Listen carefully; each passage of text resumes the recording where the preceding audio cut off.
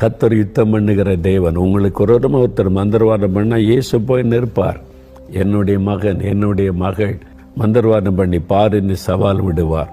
அதனால் உங்களுக்கு விரோதமாய் தீமை செய்ய சாத்தான் எத்தனை பேரை எழுப்பினாலும், வேலை செய்கிற இடத்துல, இருக்கிற கிராமத்தில், பட்டணத்தில் எத்தனை பொல்லாத மனிதர்களை சாத்தான் எழுப்பினாலும் கர்த்தர் உங்களுக்காக யுத்தம் பண்ணுவார்.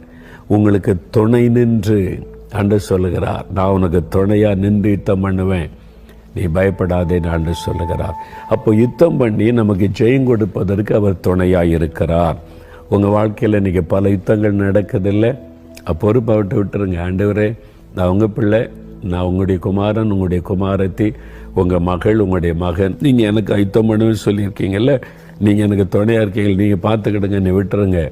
என்ன நடக்க நீ பாருங்கள். சூழ்நிலைகள் மாறும், காரியங்கள் மாறும். அவரை ஜெயிக்க இந்த உலகத்தில் ஒருவரால முடியாது.